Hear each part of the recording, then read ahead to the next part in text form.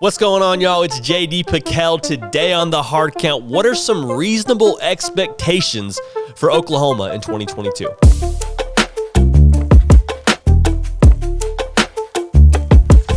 Welcome into CFB with JD, the People's Channel. Everything you know and that you love about college football. It happens here nearly every single day, baby. Armstrong Sims, Jack McKenzie, doing the heavy lifting. You can help drive the show at my Twitter page, JD Pickell.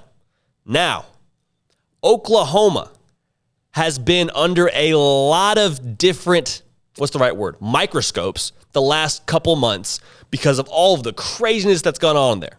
Guys getting out of the portal, guys getting into the portal, coaches leaving in the dead of night for Los Angeles, coaches coming from Clemson, South Carolina, and coming home to Norman, Oklahoma, coaches leaving Ole Miss and deciding they want to call plays at Oklahoma. There's been a lot of things going on. At the end of the day, though, come early September, late August, whenever their first game is, they're going to put the ball down. They're going to play some football. So storylines will go off to the side, put them away, under lock and key, and they're going to actually get the pads popping. So, when that happens, what can you expect from your Oklahoma Sooners? Well, we're so glad you asked. We'll talk about it. The first thing that I think Oklahoma Sooner fans can expect is a tough brand of football. This is not to throw shade at Lincoln Riley and what this program did under him. If you're a knowledgeable Sooner fan, you probably are grateful to him and what he did for your program. But there was a little more finesse than what you're going to see on the field this coming season. Brent Venables, the dude's collar is bright blue. Bright blue is his collar. They're going to have a hard hat and lunch pail kind of mentality on defense. They're going to hit you in the mouth.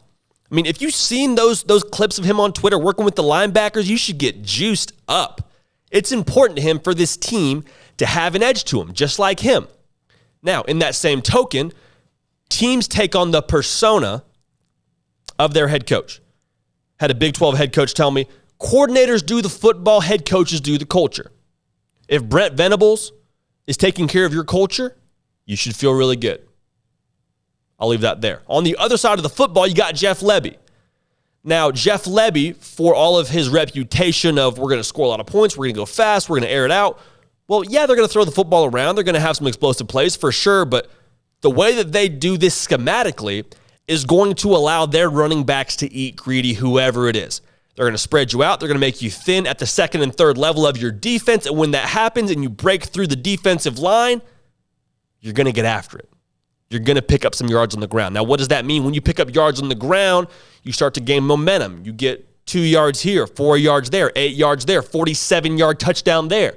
That's the way this offense is going to continue to flow. They're going to go fast, like I mentioned, but they're going to tire you out. They're going to wear you out. They're going to be very well conditioned. And again, play a tough brand of football between the trenches. That's point number one. Expectation number two, you're going to see Dillon Gabriel thrive in Norman. Because of the offense, it's a quarterback-friendly system. They got some guys that I believe, and you believe if you follow this program, are going to step up in a big way with the absence of some guys in the transfer portal and the NFL draft. You got some playmakers. Dillon Gabriel also is jumping back into a system in which he did very well in under Jeff Lebby. Dillon Gabriel has matured physically as a quarterback and gotten better since those days at UCF. Like to think Jeff Lebby is a better coach since those days at UCF.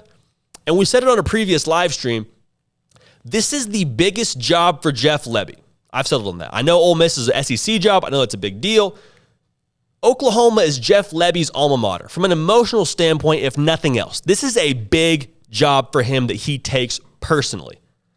So for him to say, I could take any quarterback in the country, theoretically, let's call it what it is. He had his pick of the litter from the transfer portal and other guys that he could have probably tried to, I won't even touch that. Guys he probably could have got on his team. Let's leave it there.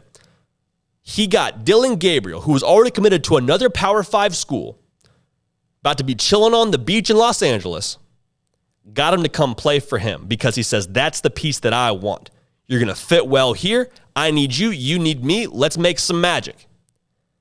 Dillon Gabriel will thrive under Jeff Lebby because Jeff Lebby is going to give his all to this position, and Dillon Gabriel is trying to go make some money in the NFL. So the stakes are high. I think that pressure will make diamonds for Dillon Gabriel. And again, the system is set up to create matchups if you're a quarterback. It's not going to be extremely difficult throws or difficult pictures you're looking at because of how quickly you're going and how much you're wearing out a defense. So I'm excited for that. I'm excited for DG. I think there's some exciting things on the horizon for him and for this offense in 2022. Finally, big picture, you're going to see Oklahoma play Oklahoma State for Bedlam with a chance at a Big 12 title appearance. November 19th is the second to last game of the year, and they play Oklahoma State at home in Norman. They have one more game after that. They play Texas Tech, but they'll go into that game, I truly believe, with a very legitimate chance to appear for a Big 12 title game. Now, will they control their own destiny? I think it's very reasonable to assume they can. Will they? We're going to see how the chips fall. A lot of things happen in the duration of a season. We're not going to go as far as predict that. But they will have a very real opportunity to play for a Big 12 title when they meet Oklahoma State. There is so much uncertainty within the Big 12 right now. Baylor won the thing a year ago. They got some question marks on offense, got some question marks on defense. They've done well to address those. Texas, enormous question mark with Quinn Ewers. Is he the guy? Is he all he's cracked up to be? For the sake of college football, I personally would love to see Texas and Oklahoma go back and forth again. That's a big question mark in itself. Will Texas be better than 5-7? Another huge question mark. Iowa State, they were a big player in the conference for a long time. No Brock Purdy, no Breece Hall. They lost a really senior-heavy team a year ago. So you see where I'm going with this? There is so much that's unscripted. You can't pencil anybody in the Big 12. And so with the way this culture is going to be, who they have at quarterback and who they have calling the plays, you got to feel good about Oklahoma at least being in the conversation for a Big 12 title game appearance. Finish this up. Tough brand of football. You can expect that from this team on both sides of the ball, offense and defense. Dillon Gabriel. I think you will see a new Dillon Gabriel in this offense with the weapons and the scheme they're running. Oklahoma, with all the uncertainty in the Big 12 and all the things they have going for them internally, I truly believe they will control their own, I'm not going to say it, they will have a really good shot when it comes to Oklahoma State November 19th to be playing for a Big 12 title game. We'll leave that there. Appreciate you tuning in. Subscribe to the channel. Follow me on Twitter at JD Piquel. Do a lot of things here that we do from there. It's a great medium for us to hear from you. We're going to keep the party rolling. We will see y'all next time.